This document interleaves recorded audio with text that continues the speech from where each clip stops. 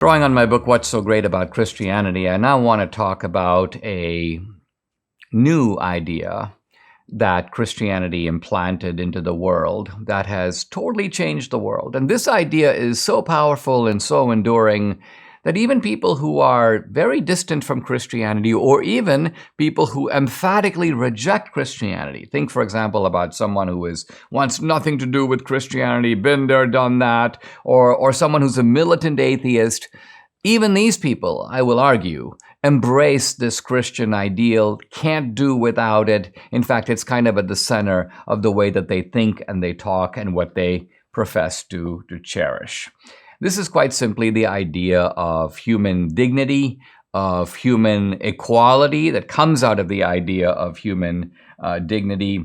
So the equality of human beings, the moral equality of human beings, is the fundamental idea that I want to talk about. And it's, of course, an idea I think that Christians and non-Christians alike cherish. Now, we don't always follow that idea in practice, but I'm talking about the fact that we believe in it and we give lip service to it and we uphold it, and it is one of the central ideals of our society.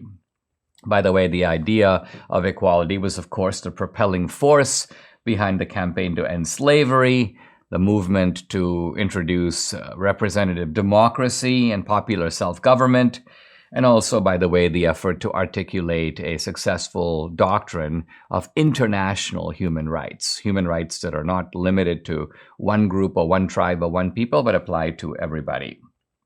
Now, when I say that I'm going to celebrate this ideal of equality, which I am, it comes with a kind of a warning. And the warning is that if we, as a society and as a civilization, move away from Christianity, we're going to be moving away from this ideal also. In other words, we're going to see an erosion, a diminution of this ideal. And so am I suggesting that over time, equal rights, equal dignity, the idea of universal rights will begin to wither? Yes, that is exactly what I am saying.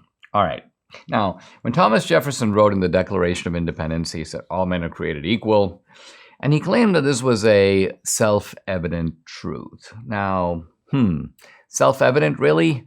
How is it self-evident that all men are created equal? I think if you stood on the streets in most places around the world, let's just say in Addis Ababa or in Rio de Janeiro or in Islamabad in Pakistan and say, all men are created equal, most people would be like, are you insane?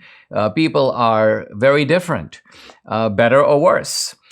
Some are stronger than others. Others are taller than others. Some are better looking than others. Some are sweeter natured than others. People are different in intelligence, in moral character. So the idea that not only is there equality, but this equality is like obvious is a little strange. Now, Jefferson knew this. He was asserting equality of a special kind. Human beings, he was saying, are moral equals.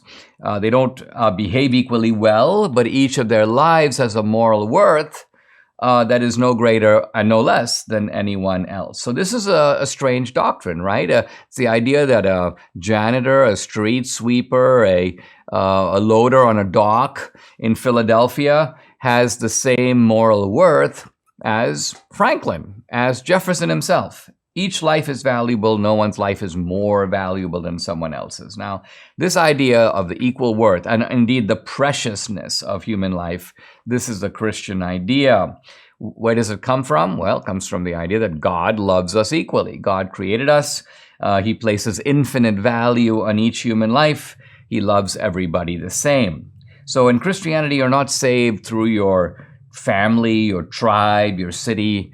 Notice that salvation is an individual matter. God has a sort of vocation, a plan for your life, and that's an individual plan. It applies to you and to you alone.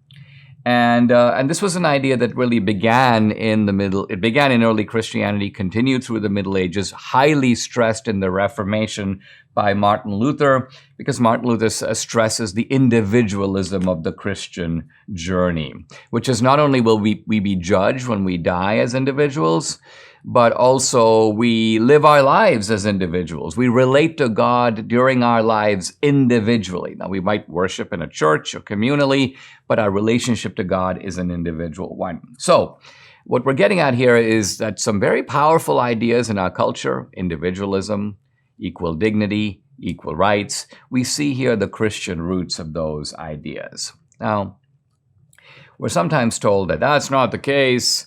Modern democracy and equal rights goes back to ancient Greece, but this is not the case. Yes, of course, in ancient Greece you had democracy, but as I'll pick up tomorrow and demonstrate, democracy in ancient Greece, first of all, coexisted with mass-scale slavery, and second of all, was a democracy of a very different kind than the democracy we have today. The democracy we have today doesn't come in any direct way from ancient Athens. It comes more from the influence of Christianity.